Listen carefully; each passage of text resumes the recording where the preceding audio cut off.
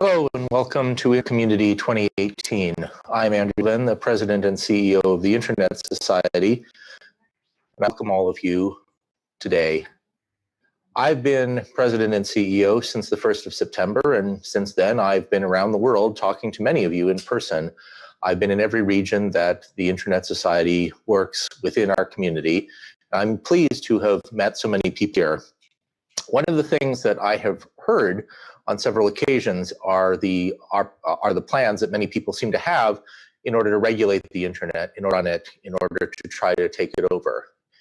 And of course, that is a danger to the internet. So what we're here to do today is to talk about our plans for 2019, to remind people that you can't fix the internet by breaking the internet. We need to work together in our community. We need to work together, all of us, in order to make sure that the internet remains the internet for everyone. So today we're going to look at our action plan. We're going to talk about the future of this program, and we're going to have a look at the plans for the next year.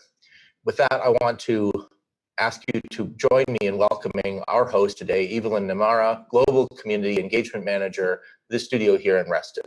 Evelyn? Thank you, Andrew. Hello, everyone, and welcome to InterCommunity. Very excited to be your host for the 4th edition of InterCommunity. To those of you I know personally, thank you for joining. And to those who I have not met before, I'm very pleased to meet you. We have assembled an exciting agenda for today's event. Let's take a look at what we will be covering today.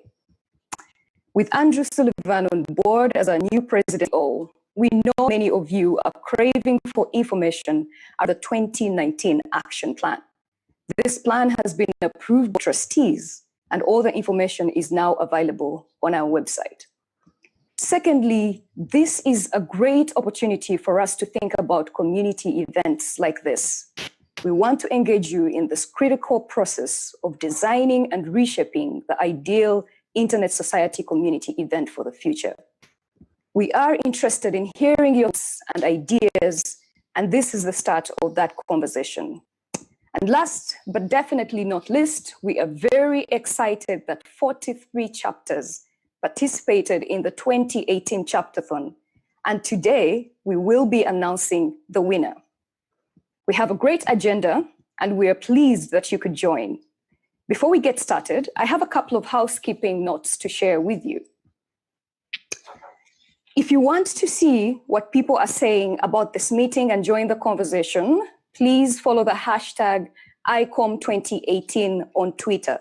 So that is hashtag ICOM, ICOM 2018 on Twitter. And if you're wondering what is happening on the right side of your screen, this is Slido. It's our interactive tool that lets you get fully engaged with InterCommunity. This is the first time we're using this tool. Now let's all get engaged. Slido is very easy to use, but if you have any technical issues, click the request support button on the bottom left corner, and the member of the support team will be happy to help you. Let's try it out. Please go to the Slido panel in your InterCommunity panel portal. It should be on the right. You will test poll, make your choice, and hit submit. Is there with that? Now let's take a look at the results. I see we have a lot of people in the African region, Asia Pacific, Europe. Yes, I think now you're ready to use Slido. Thank you very much. So we are getting a lot of responses. So it looks like the majority of you are up and running and hip and ready to get involved. Thank you so much. All right, now let's get started with the first part of our program, the 2019 action plan. It gives me great pleasure to hand you over to Andrew, who will take you through the plan. Immediately following Andrew's presentation, we will put up a quick poll, so keep your eyes out for that. Andrew, over to you. Thanks. The 2019 action plan is intended to lay out the future, the future work, the next year's work for the Internet Society. It builds on our work in 2018 It serves as our strategic roadmap. One of the changes that we're making this year is to try to separate the what we do from how we do it. And so we have a metric-driven approach that will give us clear measures of our work. We will know how well we are advancing our vision to make the internet for everyone. We continue to focus on three large areas. We can connect the world, we want to build trust, we want to improve the technical security of our functions, and all of this allows us to shape the future of the internet. Last year, we worked primarily through campaigns, and one of the difficulties that we had was explaining how those campaigns fit together with the larger pieces of what we're doing. But really, they're just the pointy tip of the work that we're trying to do in the world. So for instance, with Connecting the World, we will work again on community networks, but we continue there to work on issues such as internet exchange points and protecting the public core. That protection of the public core also entails building and improving technical security of the systems of the internet. We'll continue to use our Deploy 360 program in order to show how the trust can be built, in order to show how the technical security can be improved, and in order to shape the future of the internet. We continue on building trust through our Online Trust Alliance program, which is the underpinning of our efforts in the Internet of Things. Of course, we work on all of these things collaboratively. We work on internet governance collaboratively because that's how the internet works. And we work on emerging technologies because the internet evolves over time. We will continue to work through campaigns, but we are improving a little bit the metrics of those campaigns. So in the area of Connecting the World this year, we're going to continue to work on community networks, and that effort will culminate with a global summit that will happen near the end of 2019. We're going to continue working on improving the technical security by attracting new participants to deploy Manners Observatory. The Manners Observatory will allow us to explain how many routing leaks happen on the internet and will allow us to detect whether our programs are effective, whether any internet improvements are effective. We're going to continue building trust by asking Internet of Things manufacturers to improve the security and privacy of their Internet of Things devices. And we're going to aim for a segment of the market in order to make sure that that growing community of manufacturers can actually move the market. We want to shape the future, of course, and that involves our global internet report.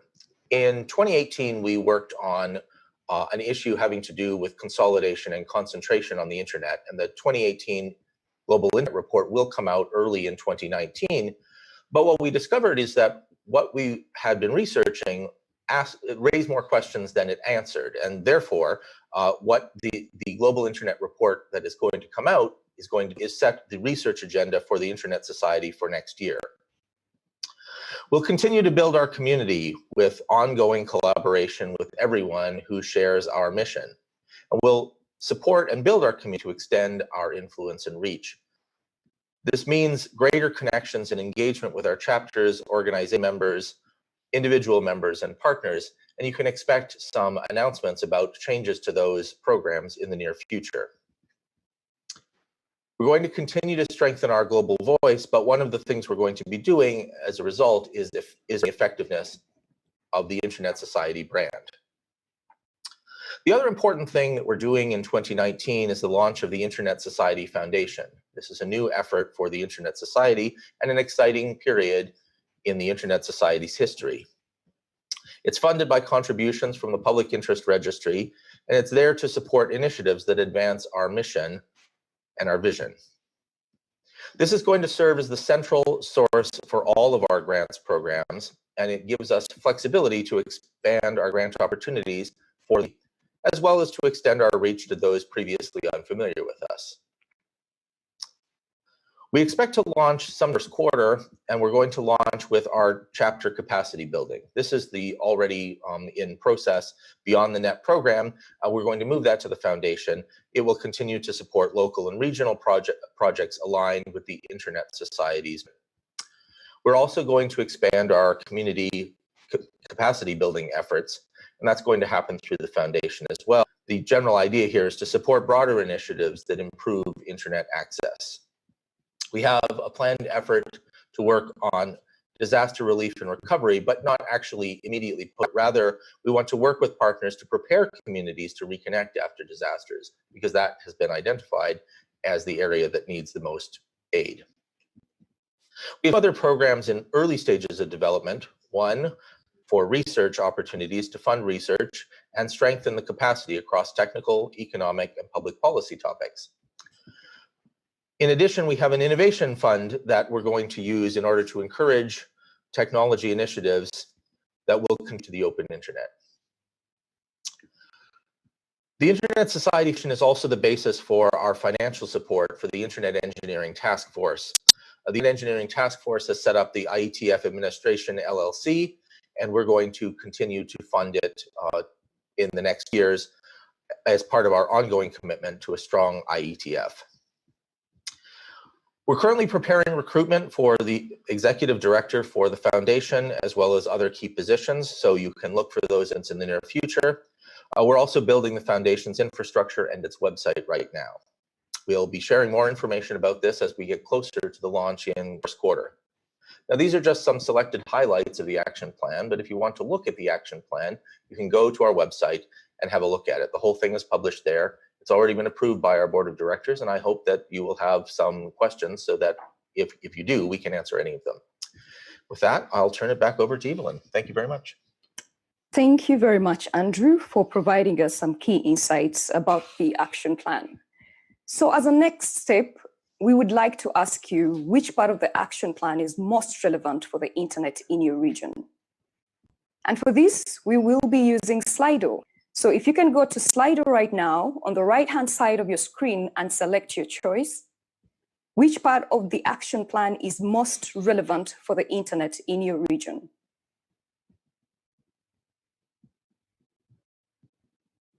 All right, let's look at the Slido screen.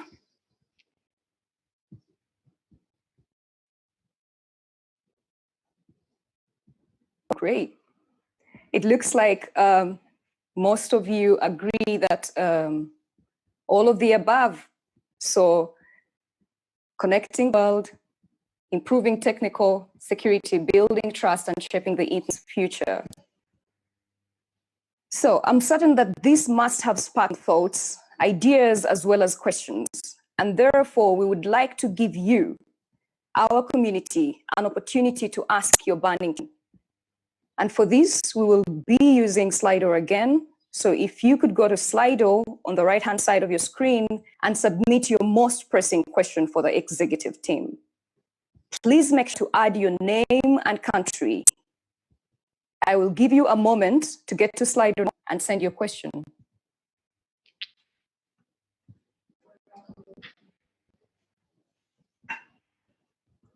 You can scroll through the questions on your screen and upvote the most interesting ones by clicking or tapping the thumbs up icon. The topics will be addressed by the executive team.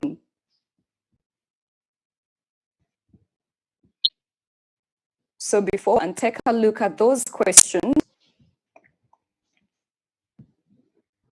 I'd like to welcome back Andrew, joining me here in the studio, as well as invite the executive team to join us remotely. As you can look at the screen, we have some questions coming in. So let's take a look at what we have right now. The top 4 questions. The first one is asking about the agenda for future of IoT. Andrew, who do you want to take this up? I think I should ask Olaf Kolkman, our Chief Internet Technology Officer, to talk a little bit about this. Yes, thank you. So the future for IoT, I'm going to immediately withdraw a little bit because the future of IoT, of course, is a big topic. At the Internet Society, our focus around IoT is on the impact that consumer IoT has on the trust on the. So that is already a much more focused area than IoT, the future of IoT as a whole. We know that IoT will be pervasive. We know that it will be everywhere, but we also know that the security and safety of IoT impact the trust in the internet. So for next year, very concretely, we are looking at how we can get buy-in to the principles that we have developed over the last few years, and principles that have been mirrored in other organizations, principles that seem to be a shared norm, principles about software upgradability, about security and privacy features, about encryption of backend data, and so on and so forth. And we'll be looking at convincing both producers in certain market segments to take up and produce according to those principles, but also look at how we can inform consumers about the security of their IoT devices. And in fact, we have already begun that work with Black Friday last week. By producing an excellent video. If you haven't seen it, I'm sure that somebody can cut and paste the link in the chat. An excellent video informing users that the tools they buy as presents or for their house can be dangerous. Over to you. Thanks, Olaf. Thank you very much, Olaf. Andrew, there's an interesting question coming in from Naveen. He would like to know the goals that we reached this year. Who do you want to take this up? Well, I think it's harder for me to, of course, because I wasn't here for part of the year. So why don't I ask Raul to talk a little bit about that? Okay, let me focus on some of the things that we have done because we need much more time to answer this question. And of course, we will publish the reports as usual with all our achievements at the end of the year after the end of this. But talking about access and connecting the world, so the campaign on community networks has achieved outstanding achievements, outstanding achievements. I think one of the most important and visible things is how we have helped to strengthen and consolidate this vibrant community around the world. So we have organized activities, summits on community networks in every region, with some notorious successful meetings like the meeting we organized in Inuvik of North America with indigenous communities, bringing a new perspective of access even in developed countries and developed regions like North America. And so another very interesting aspect is the meeting we organized in the facilities of African Union in Ethiopia, what shows that we are really open doors and engaging with the policymakers and international organizations, giving a new perspective to the work of community networks. We have supported flagship projects on developing, deploying community networks to solve the needs of the people, improving the life of real people in every region.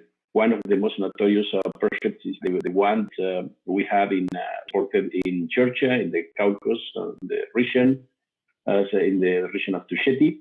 It's in partnership with our chapter there. The chapter in Georgia has done an incredible work there. We continue working on IXPs, and we signed this agreement with Facebook in 2018 that will give us the opportunity to move to the next level, our push to the IXPs and improving interconnection in Africa. And meetings like AFPIF this year has been just one more proof of the work we are doing with the community, supporting the community. The community is the one that is achieving really the goals. And just to finalize on this, the work on sustainable development goals gives us the opportunity to work with policymakers in showing and proving together how the ICTs and especially internet are crucial to achieving the sustainable development goals. And so it's a way to commit governments and every stakeholder to increase connectivity as the only means to achieve our objectives, the world's objectives on education, health services, and all the other sustainable development goals. Thanks, Raul. That's very helpful. The other thing that I will mention, of course, is that if you look at the 2019 action plan, one of the things we've done is try to improve the number of measures that you can see inside the action plan, so you'll be able to hold us to account next year. That's one of the things that we learned in 2018 about publishing our goals more widely in advance. So that's something that we're taking up in the next year. But I agree, the Internet Society has achieved a large number of its intent in 2018. I'm very pleased about the progress we've made so far. Thanks. Yvonne? Okay, great. So we have another question from Neville. With internet security of critical importance, how will you get manners more widely adopted than the 100 network operators announced today? This is always a challenge, and there is one thing that I'm going to say, which is that, of course, it sort of depends which network operator you invite. But one of the things that we're trying to do is to use the observatory as an enticement. So I'm going to ask Olaf, it looks like he's going to be on the spot today, to talk a little bit about the way that the observatory is, in our opinion, going to attract more people. Yeah, so one of the things that is always difficult with security innovation, so to speak, is the fact that they remain invisible. If you add protection, a strong door lock, so to speak, you don't see people walking through your door, and that's exactly the end. So it's very hard to measure the effect of your security mechanism, and we believe that the observatory that we are adding will create some visibility in the effectivity of the measures, the action that we ask network operators to take when they adopt the measures. It will also add to transparency among operators that they are in fact taking the measures and they're taking them seriously. Another thing that we are doing in order to create that vibrant community is we look for different types of actions for different communities. For instance, the community of internet exchange points. Exchange points are often places where people come together and route traffic between them. And internet exchange points often offer infrastructure that assists with that, and internet exchange points are in the position to take very specific actions around the implementation of those measures. And we've targeted specific actions for these internet exchange points. Thirdly, we will be looking at other communities, communities of interest. For instance, we are eyeing the content distribution networks for specific actions. And finally, we'll be having a community manager that will keep this engagement vibrant. We're targeting very specific communities, the network operators, of course. This is not end-user oriented, but we believe that with those measures, we can actually double the amount of network operators that are subscribed now, preferably even more than double. We're looking for exponential growth, so doubling is the underlying issue here. The lowest barrier, so to speak, to pass, and we hope that we can create a perfect storm there. Over to you. Thanks, Olaf. All right, so we have another question. How will we continue to grow the OTA as a vibrant community of enterprises and businesses that care about a trusted internet? Thank you. This is a wonderful question. It looks like Olaf is going to be on deck once again. But before I throw it to him, I just want to point out that the OTA actually forms the core of our strategy around the Internet of Things security initiatives that we're making. And so this remains actually a piece of what we do every day. In any case, there have been some developments in the direct support of the OTA, and since that is part of Olaf's responsibility, I'm going to toss it to him. And I need to unmute to get there. So yeah, one of the things that we want to accomplish with OTA is indeed a vibrant community. That means that we will continue to offer the products that OTA has traditionally offered, like the just published email and marketing unsubscribe audit that came out last week. The trust audit will be launched beginning of next year. But at the same time, we're looking to create value for our membership. The OTA membership are ISOC organizational members, and we're looking for that value for the organizational members through the works of working group. We have now fully staffed OTA with 3 FTEs. Kenny Olmsted just joined us last week too. So I think that we have the powerhouse that we need in order to get that ball running, and I have high expectations of delivering some of the promises that we made earlier going forward. That was over and out. Okay, great. Thank you so much, Olaf. I know we care about community building at the Internet Society. Which actions will innovate community building?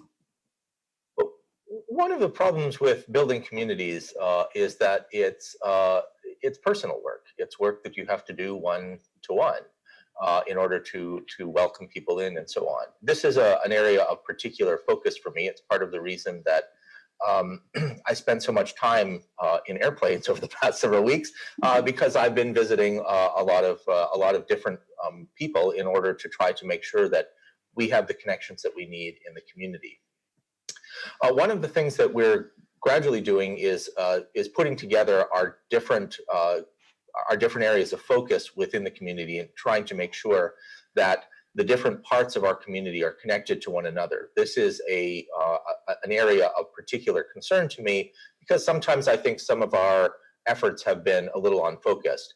So this is an area that we're going to be seeing some announcements in the coming weeks. I'm not quite ready to talk about all the changes that we're going to make there, but I think that you will see that we have a renewed focus on making sure that the different parts of our community can talk to one another, and that's always part of the way that you build a community. In order to build a community, you need to get some value on each side of that, and that involves making sure that people are talking to one another. Thanks. Thank you so much, Andrew. We have another question from Nikron. What measures have you taken to train the members so as to champion for this goal in their respective chapters and countries? I think this still comes back to community building. It does, and this is actually an ongoing challenge. Part of the reason that we're going to talk today about what people would like in future inter-community events such as this is to understand how it is that we can cause these connections to be a little bit wider. The reason that we publish the action plan every year is in order to make sure that people understand what areas that we're going to focus on and what areas we're going to spend less time on. Because that's the way that we try to make sure that everybody is aligned around the same things. And that's the reason that we hold events like this in an effort to try to make sure that people understand what it is that we're working on. But I agree that this remains actually a little bit of a challenge because, of course, the chapters don't have at the moment a direct part in building the action plan. I think our planning process during 2019 is going to be a little more elaborate, and you're going to find a little bit more in the way of consultation as we're building our plans for 2020. So this is another piece that is reflected in the action plan, but that I didn't talk about very much earlier, which had to do with strengthening the way that the Internet Society staff can serve the wider community a little bit more effectively. And that is part of my goal for the next year. Thanks. Thank you very much, Andrew. So I think we have time for one last question. Can the Internet Society give recommendations for financial sustainability for chapters? This is a really interesting point.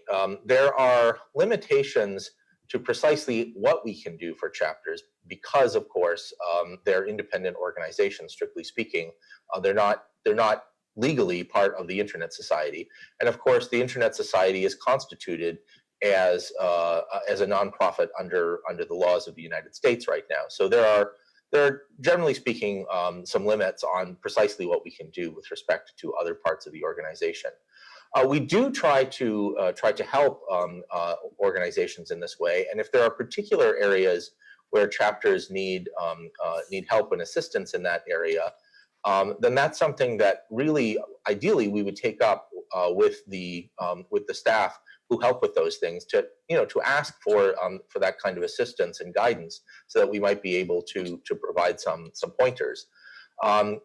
But there are strict limits on precisely how we can influence the way that chapters work, and I think that that's also an important part of what we need to understand, in the way that we interact with the individual chapters. Thank you. Thank you very much, Andrew, and thank you very much, the executive team, for joining us in this segment. So, okay, I think that was really great, getting to understand what our community needs, going through all of the issues that I feel are critical for the growth of this community. So we'll be involving them. And if you still have your questions, you can still enter those on the platform and we'll follow up on those questions. All right, let's continue with our program. So coming up is our discussion around the future of InterCommunity. But first of all, let's build up some excitement for Chapterthon 2018. So for those of you who are not very familiar with the Chapterthon, I'd like to show you a short video so you can get some sense of what our chapter members have been up to in this contest for the past few months. Let me see the video. Please play the video.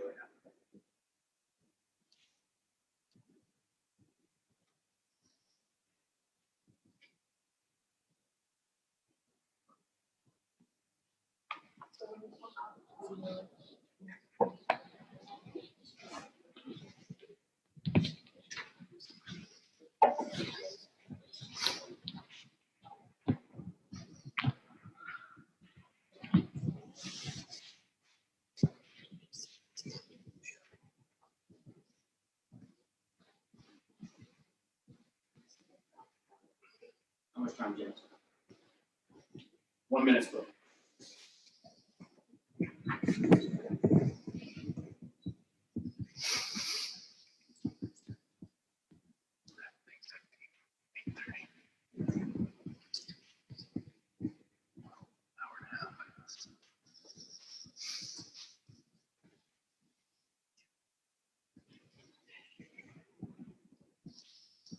Thirty seconds.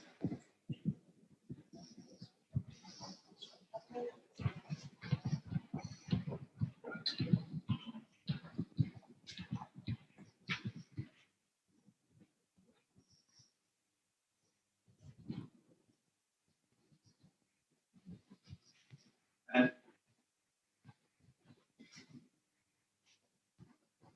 4, 3, 2. Isn't this fantastic? More to come on the Chapterthon soon. But for now, let's continue with part 2 of our program, the future of InterCommunity. And to kick this off, I'd like to invite James, our Chief Communications Officer, to tell you a bit more about what this section is all about. James, over to you.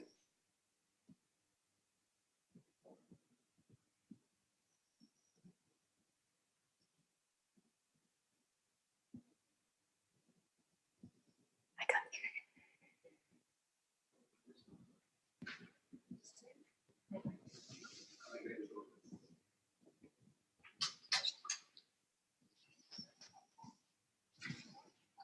He's muted.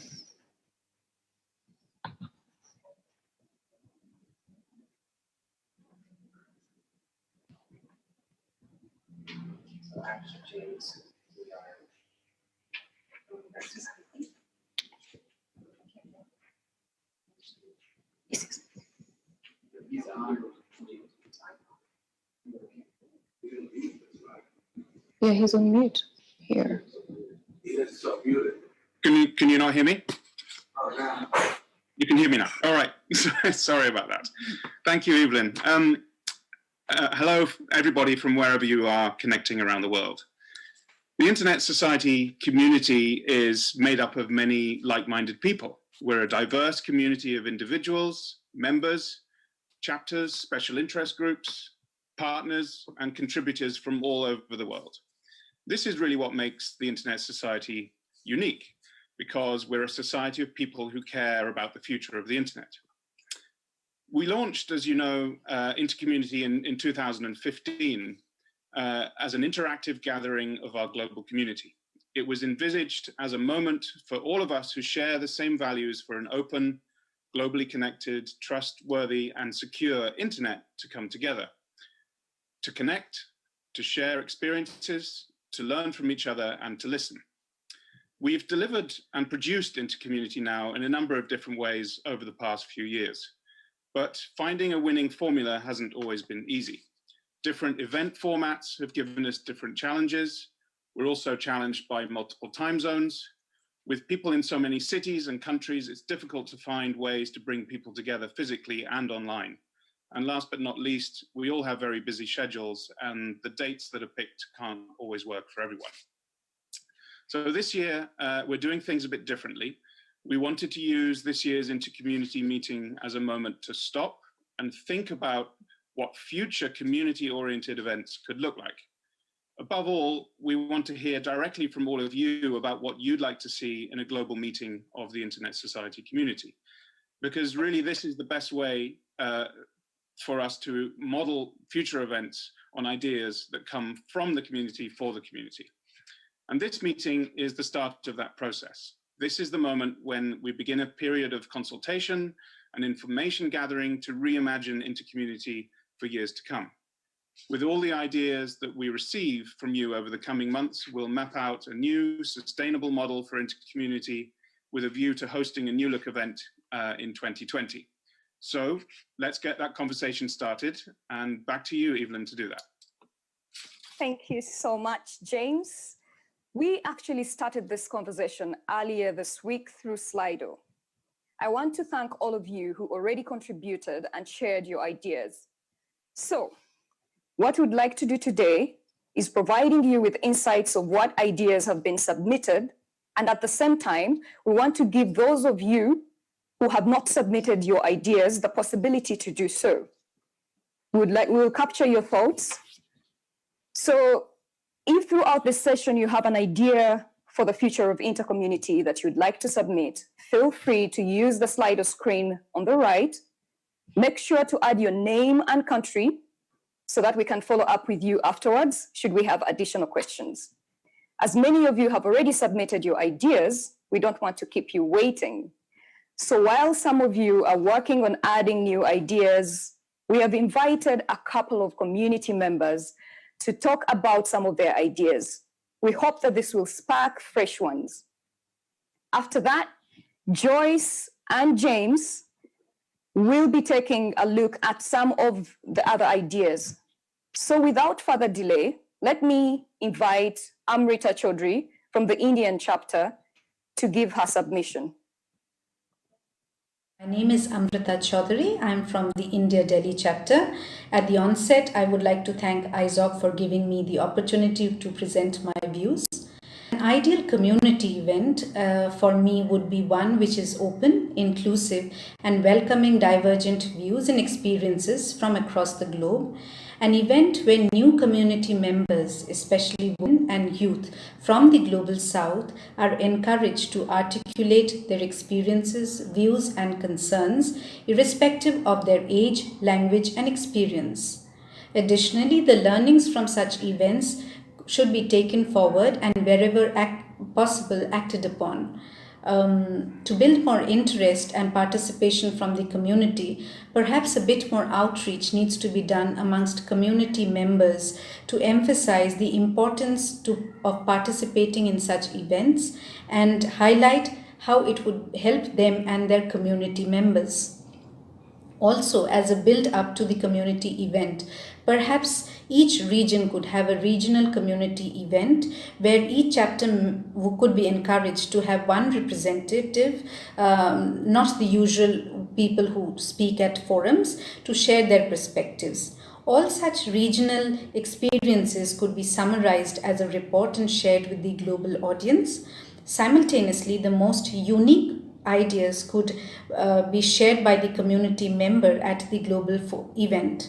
This would not only help to get more diverse views, but also encourage new community members who have never expressed themselves in public to speak up, and also create an interest and motivate other such community members to participate in these events.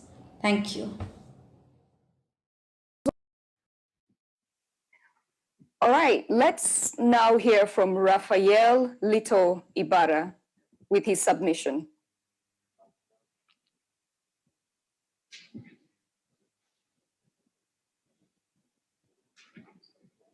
I am Lito Ibarra. I am the president of the ISOC chapter in El Salvador, Central America. And I would like to propose a kind of a simple idea for the intercommunity in the future. I would like to propose that we define a date, specific date, do it within November each year. Just like May 17 is Internet Day, we can select one of these dates. Also define a certain specific topic that we want to talk about, like for instance, community networks, or maybe next year will be another, whatever. And we promote and organize events in each and every one of the ISOC chapters throughout the world in the same day, not interconnecting among ourselves, having isolated events, but we all discuss the same issue. After, in December, we can have the intercommunity, this event that we're having now, and share our experiences, some chapters that went through on that specific day. That will be my idea. I hope you like it, and we can work on it. Thank you. Excellent. Thank you, Rafael. And now, last but definitely not least, please join me in welcoming Matthew Rantanen from the USA. My name is Matthew Rantanen. I'm from the North American Indigenous community. And I would like to discuss the fact that the Indigenous internet access has issues at the world level in North America, because the people that are deciding the future of the internet are not including the Indigenous populations. It's extremely important to include the less fortunate folks that are not connected to the internet to be able to identify the needs and the services that the communities require. And by including their voice, they can help provide better solutions and opportunities for the future connectivity of these last billion, if you will. They know their communities very well. They know their needs very well. And the unfortunate event is that most people come in from the outside and say, hey, we know what you need. Here's what you need. And they deploy something that turns into a giant paperweight and a non-functional solution. So moving forward in the development of the future of the internet and how to connect the last billion, we need to include all the voices. Thank you.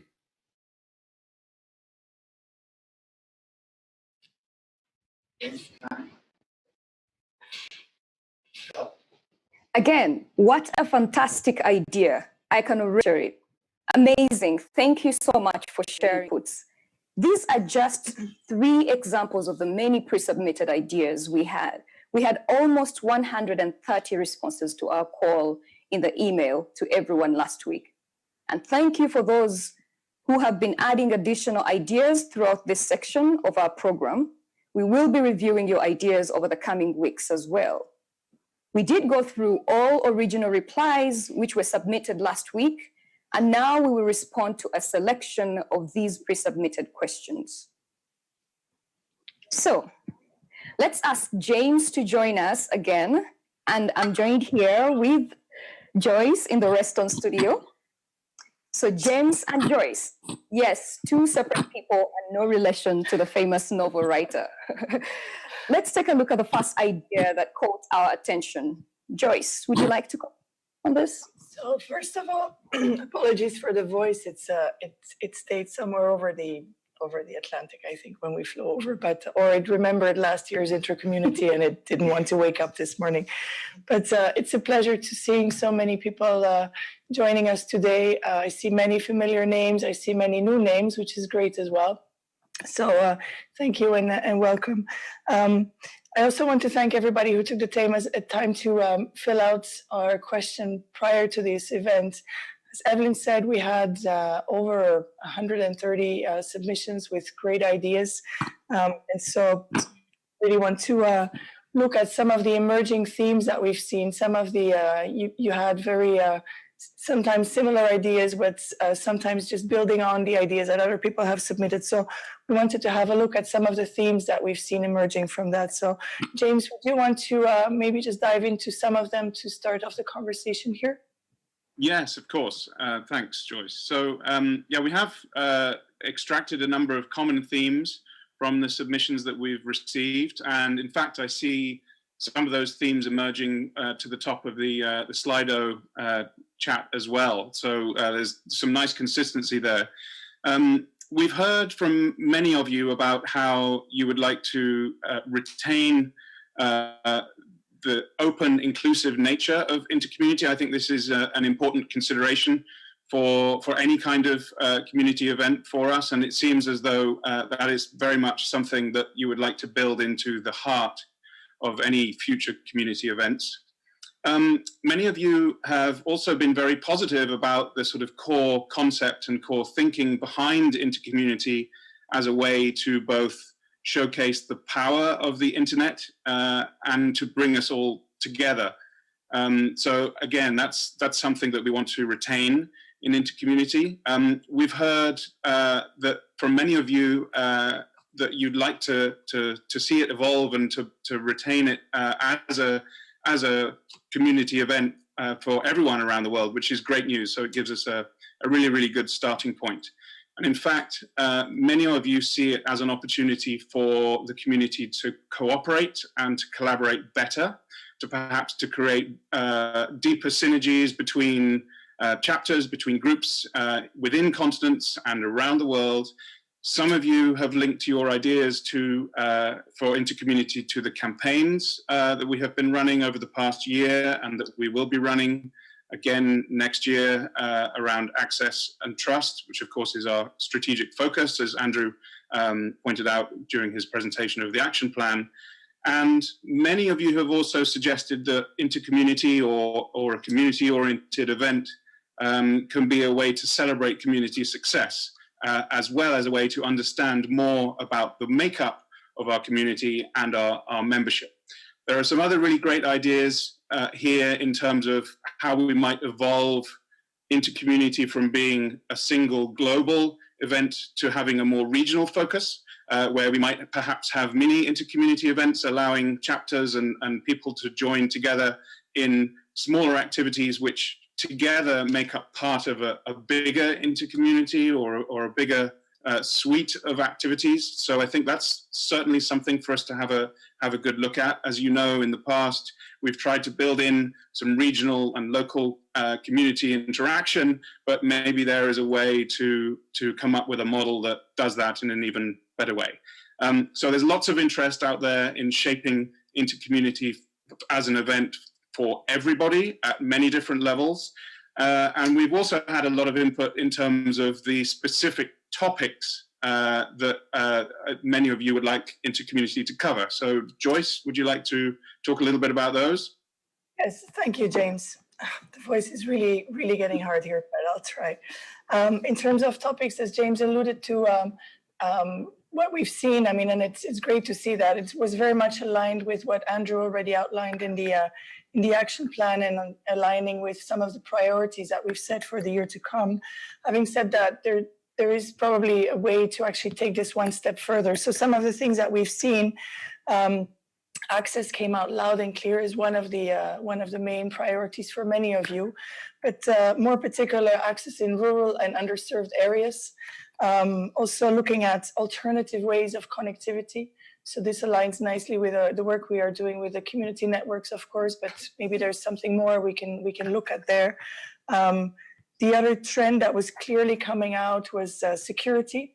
So some of you really pinpointed it towards cybersecurity as a main theme. Some of you really narrowed it down to more of the IoT security pieces, which again aligns nicely with the work that we have set up. Then the other thing that came out is that there's really a desire from the community, from all of you, to look at what emerging trends are coming up. And in particular, one that came up quite a few times in the questions, or in the responses rather, is so looking at the trends around artificial intelligence and how that will influence the internet going forward. So those are kind of some of the broader themes that we kind of bundled in here, so we can definitely take that as a starting point to continue the conversation. So James, do you want to add something maybe on the format of the events? Sure. Also, just to note that I'm seeing some really nice input in Slido as well. One talking about how to use InterCommunity to showcase the successes and the impact that we as a global community are having around the world, and the difference that is making on the ground. So again, a really nice sort of core idea for us to consider when we think about how we evolve this event. The format of InterCommunity, again, is an important consideration. We've had lots of ideas on that as well, and it's an important piece of the puzzle. And we'd like to get a very good sense of the kind of event that people around the world are interested in having. We've had a range of suggestions, including ideas on virtual roundtables and how we might use those to encourage inter-community discussion, how we might use a global event or an event that happens regionally as part of a bigger event to get newcomers to the Internet Society community more involved and engaged in the activities that are happening. Increasing the level of accessibility in online events. That's certainly one for us to have a long, hard look at, and a role that interactive workshops perhaps could play. I think that is interesting because it leads us down the path of thinking about InterCommunity, not perhaps just as a single moment, but as a series of things that perhaps combine into a bigger activity. So all of this tells us that there's a lot of potential to develop the thinking behind InterCommunity further. There's a strong desire from the community to increase the level of collaboration and cooperation between its different parts. And we'd like to continue to gather your input, your feedback, your ideas to help us model an event format and approach that really works for all of you. So back to you, Joyce, if your voice will hold out, just perhaps to explain to people how we're going to go about doing that into next year. Thank you, James.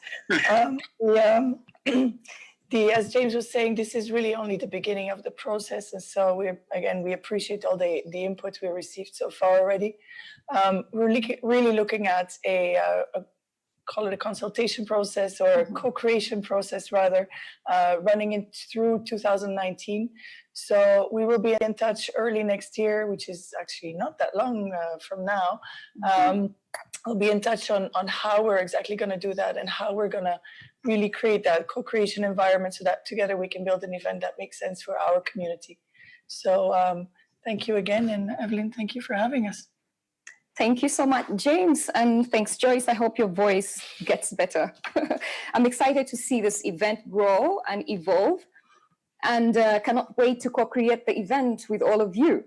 Thank you so much. All right. So now we have reached the final part and the final program item on our agenda, the chapter-thon. I'd like to give this moment to the person who has been leading this project so she can provide us with some background information. Please join me in welcoming, all the way from Germany, the Senior Manager, Global Chapter Development at Internet Society, Kristin Sagasa. Hello, everyone. Thanks a lot, Lynn, and it's wonderful to see so many of you on the call today. I'd just like to give you a little bit of background on the Chapterthon, what it is, and where the idea initially came from. So the Chapterthon is a global chapter project marathon or competition, if you want.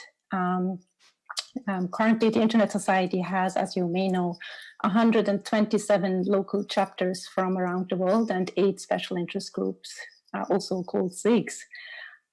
So during the Chapterthon, Internet Society chapters and special interest groups developed and implemented projects on a specific theme, which was the Internet of Things, IoT, this year. They did so within a specific timeline. They all had the same timeline, which was 45 days, and the same budget, which was $2,000 in that case. So the aim behind the Chapterthon was really to engage both our chapters and SIGs who competed with their respective projects in the competition, but also the members who then selected the projects they liked most to identify the winner. A pilot of the Chapterthon was organized 2 years ago in Latin America and the Caribbean, and we then decided to build on that success and inspiration and actually globalize the program as of 2017. So last year was the first global edition, and that edition focused on connecting schools through the internet. And this edition actually won a prize of the World Summit on the Information Society. This is. So how does it work concretely? In 2018, all Internet Society chapters and SIGs have been invited to develop projects around the Internet of Things, IoT, and 43 chapters and SIGs from around the world decided to take part in this challenge. So based on the videos they produced at the end of their project, all Internet Society members have then been invited to vote on the project they liked most. And today is the day of the announcement of that winner. Before that, I'd like to introduce you to Frederick Donk, who is the Regional Bureau Director for Europe at the Internet Society, but also the main lead of the Internet Society of Things IoT campaign. So he will give you a little bit more background on the topic of this year's Chapterthon. Frederick, the floor is yours.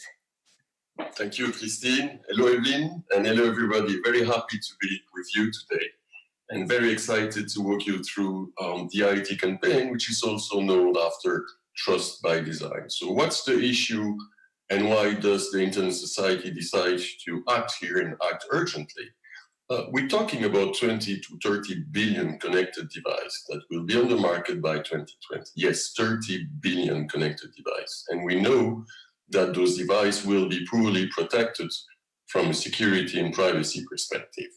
And you know our saying in the technical community, everything you put on the internet will be part of the internet. Well, that's the reason why the Internet Society believe we should act and act urgently, because those connected devices have the potential to threat users, user trust, but also the network itself. So what did we decide to do? We decided to address this in 3 main avenues. First, manufacturers. We want manufacturers to embed privacy and security in their devices. And for this to happen, we will help them with a set of principles encapsulated in our OTA, Online Trust Alliance Trust Framework. Those are 40 principles like authentication, encryption, the ability to switch off or to change passwords. And we believe that if manufacturers would embed this and implement this, we would have zero issue, at least compared to the ugly stories that we know the last 5 years. The second big group of stakeholders are, of course, policymakers. We want policymakers to create an environment that promotes privacy and security. We're not necessarily talking about regulation. It's just about promoting privacy and security. And then the last group, maybe the biggest one, those are users. This is you, this is us, this is our community. We believe that this group is super important because if users raise their votes, they can influence both manufacturers and policymakers. So for this to happen, we also have entered into a partnership with Consumer International. The Consumer International is an organization of more than 100 users organizations across the world.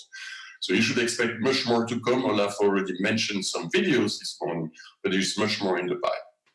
Of course, none of this would be possible without our community, without you. We already have endeavored in many actions with our community across the world at regional and local level. We receive feedback from our community every day in our team saying how happy they are to use the materials that we have provided, and again, much more to come. I would like to point to some specific endeavors that we have in Canada, in Senegal, with our community in France, UK, also in Asia. I must say that I was thrilled by this chapterthon because this is exactly what we need. Thank you a lot for doing this at local level. I've seen all the videos. Good luck for the team who will decide who the winner is, because I see at least 15 to 20 winners for this case. So I'm very excited to see this going forward. Thank you a lot for your attention. Well, thank you so much, Frederick and Christine, for your insights. And now I know all of us have been waiting for this moment, so it is time to announce the projects that received the highest amount of community votes. We are very privileged to have one of our Board of Trustee members here today to announce the first project that made it to the top 3. Straight from Argentina, please help me to welcome Olga Cavalli. Hello, good morning. Good morning from Buenos Aires, Argentina, in this beautiful spring day we have here in this quite early morning. And thank you very much, Evelyn, and thank you for the kind invitation. And well, I won't keep you all waiting any longer. It is with great pleasure that I present you the first project in the top 3, and we will present them in alphabetical order. And that chapter is, ta-da! The Afghanistan chapter with their incredible IoT project. So let's have a closer look at their project, please.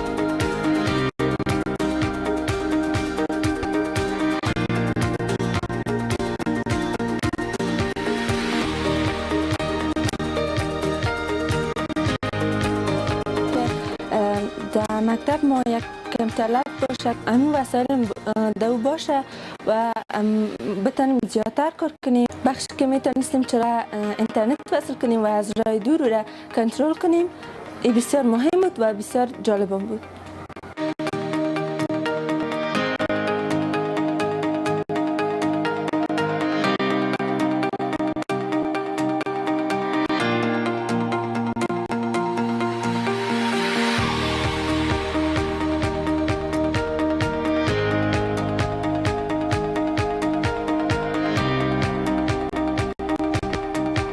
زه خپل د ننګرهار اوسیدونکی یم او خاص کر کابل کمپیوټر ساينس خاطر راغلم زه او داسې یعنی د کوم پروجیکټ چې د آی او ټي انکریډیبل آی او ټي د انټرنیټ سوسایټي افغانستان لخوا یعنی کوم استاد زموږ کمپیوټر دی یعنی چې ما ورته وویل چې ما ته باید دې کې برخه راکړي. غواړم چې داسې سیمینارونو کې برخه واخلم تر څو که چېرته سبا زه پوهنتون کې یم نو په دومره څه وپوهېږم چې خپل هغه کار خپل دغه مخکې وړلی شم.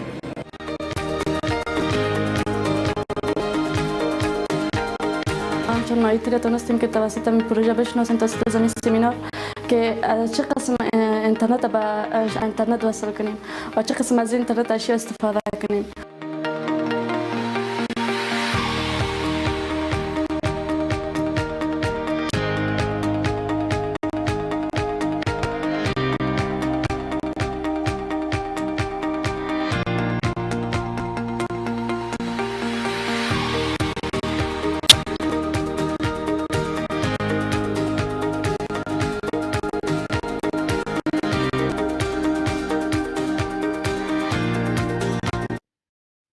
What a fantastic project. I'm sure you all agree that this is a very well thought out project.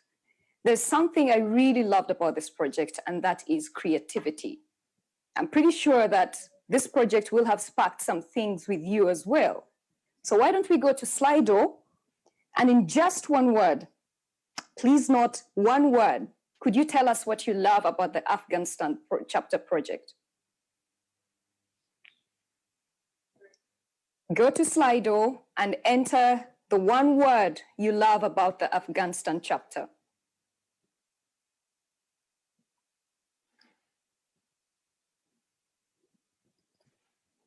All right, I see all of your submissions coming through. Keep them coming.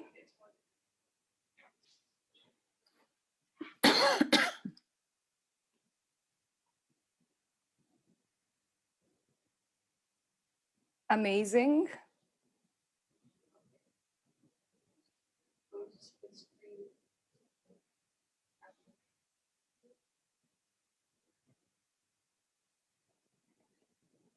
That's fantastic. I love seeing all of your submissions about this project, and I totally agree with each one of them. So, Afghanistan chapter, I hope you can feel the love. People are loving your project. People are rooting for you. So well done, Afghanistan chapter, and best of luck with you later today. So while we wait for that, let's take a look at the second project. Olga, please take it away.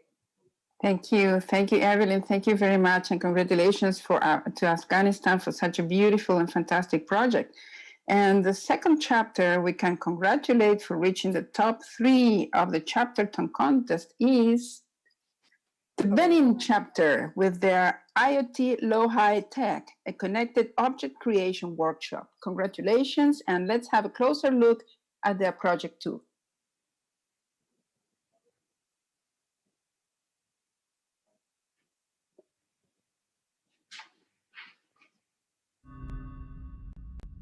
Le rideau est tiré sur le projet IoT Low High Tech le vendredi 5 octobre 2018 dans la salle de conférence du campus numérique francophone de Cotonou.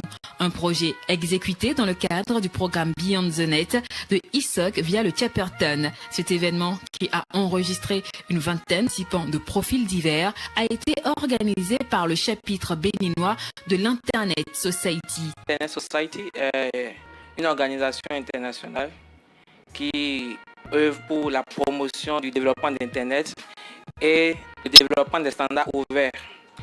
Et à ce titre, nous avons axes prioritaires que nous défendons, entre autres les réseaux communautaires, l'Internet des objets, la gouvernance Internet et la sécurité du routage. Le chapitre du Bénin a soumis un projet et a été sélectionné pour pouvoir l'organiser. Durant 5 jours, il a été essentiellement question de les outiller sur l'environnement Arduino en vue de la création d'objets connectés. Les assises ont pris fin sur une conférence publique au cours de laquelle les participants ont présenté les résultats de leurs travaux en atelier. C'était l'occasion de mettre en exergue l'importance et la place de I dans l'exécution effective du projet IoT Low High Tech. Et cette année, l'idée, c'était un chapterthon autour de l'Internet des objets. Les travaux en ont été beaucoup plus pratiques, ce qui a permis aux participants de créer notamment 2 détecteurs, l'un d'incendie et l'autre de niveau d'eau. La domotique est l'inventé du reste. Et pour cause, IoT Low High Tech 2018 a également accouché de projets de maisons connectées et de poubelles intelligentes. Ce prototype est composé d'un système d'ouverture et de fermeture automatique. Lorsqu'on se rapproche de la poubelle en vue de jeter un déchirement. Les participants n'ont pas manqué de se pencher sur l'école. À cet effet, ils sont parvenus à la création d'un épouvantail connecté.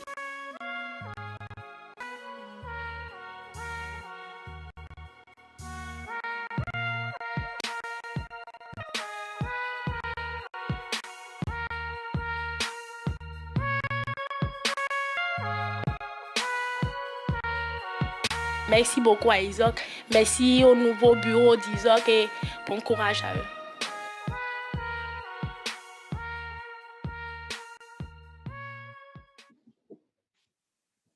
Fantastic. Well done, Benin chapter. I'm honestly very inspired every single time I watch these videos. So as I watched that video, the one word that I felt resonated with me was inspiring. What about you? Jump on Slido again and quickly let us know your one word, and I insist one word, of what you liked about this project. Let's go to Slido again and give Benin some love.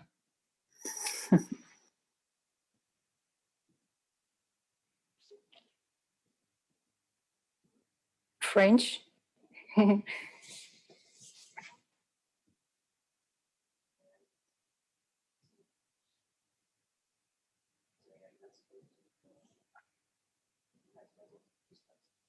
Yeah, pull up that Slido. Let's look at the submissions we have right now. Innovative, impressive, innovation. I see innovation coming up a lot of times. Creativity, excellent. Wow, all of are great, great terms that we can all agree that this project is really one of the best ones. All right, so those are all good compliments. Congratulations to the Benin chapter and best of luck today. Now let's take a look at our third and final project. Olga, will you please take the honors? Thank you very much, Evelyn, and congratulations to Benin. Remember, we're presenting these three final candidates in alphabetical order. I am very honored to name the third and last chapter that reached the top 3 of the chapter tone contest, and that chapter is Brazil chapter with their InspectorNet project. Let's take a look at their video.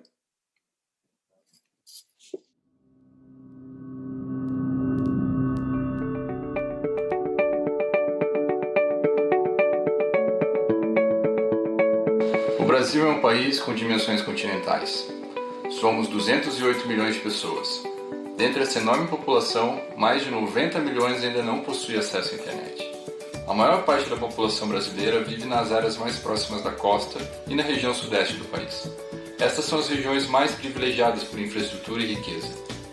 Quando olhamos para o interior do país, em cidades pequenas e distantes das grandes capitais, a infraestrutura de acesso à internet é, via de regra, muito deficiente. As grandes empresas de telecomunicações não estão interessadas em montar suas redes em regiões onde há população de baixa renda. Para esses milhares de brasileiros, o acesso à internet depende da existência de pequenos provedores e de redes comunitárias, que em muitos casos não possuem recursos adequados para oferecer um serviço de alta qualidade. No Brasil temos 4 grandes empresas de acesso à internet, que dominam a maior parte do mercado. Mas temos também cerca de 6 mil pequenos e médios provedores, que bravamente garantem o acesso à internet para uma enorme massa de brasileiros. Pequenos provedores são importantes para expandir o acesso à internet e precisam de apoio e ajuda. Muitos não têm orçamento para comprar equipamentos de rede com sistemas de monitoramento. Em regiões áridas, muitas vezes os equipamentos de rede param de funcionar devido às altas temperaturas. Em regiões de floresta, a umidade causa dano aos equipamentos. Por vezes, o serviço é interrompido ou se comporta de maneira intermitente devido à precária qualidade da rede elétrica. Para resolver esse problema, nós reunimos um grupo de voluntários do capítulo brasileiro e idealizamos, projetamos e construímos o InspectorNet, um dispositivo inteligente de IoT capaz de inspecionar a infraestrutura de rede de pequenos provedores de internet, medindo parâmetros ambientais como umidade, temperatura, informações da rede elétrica como queda do fornecimento ou consumo. Associado a um sistema de coleta e processamento de informações em nuvem, os diversos dispositivos do InspectorNet conseguem dar maior visibilidade sobre as condições de infraestrutura aos administradores de rede, possibilitando uma ação imediata ou até mesmo preventiva para garantir a continuidade do serviço de internet. Recebemos contribuições de inúmeras pessoas, engenheiros de renomados centros de pesquisa, de empresas de energia, entusiastas de hackerspaces, estudantes de computação, administradores de rede. Entramos em contato com mais de 30 provedores e redes em todas as regiões do país. De norte a sul, administradores de rede demonstraram interesse no InspectorNet. Construímos poucas unidades do dispositivo, ainda em fase de protótipo, e estamos enviando para provedores ao redor do Brasil. Iremos aperfeiçoar o dispositivo e o sistema. Esse projeto não termina aqui. Esse é só o começo e estamos decididos a continuar aprimorando o InspectorNet. Estamos usando a internet para fazer uma internet ainda melhor para todos.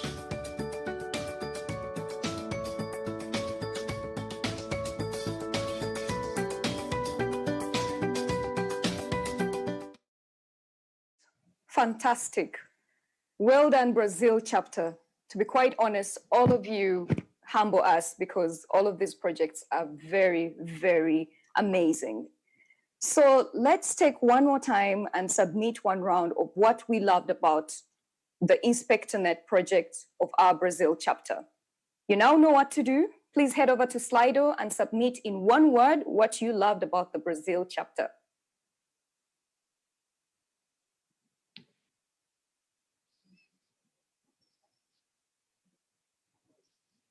All right, let's look at the Slido screen.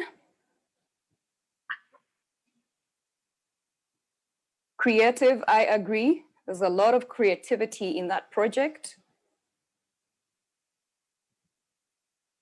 Relevant, innovative.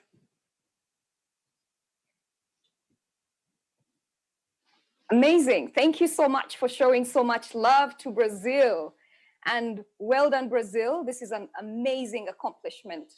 So now it is time to announce the winner of the 2018 Chaptathon. The winning chapter will receive an award of $3,000 US. Olga, the pressure is on you. Please take it away. Okay. Thank you, Evelyn. This is the big moment. And I personally want to thank all the chapters that participated in the chaptathon. All the projects were great. These 3 of them were very, very good, but all of them are very much appreciated. And here we go.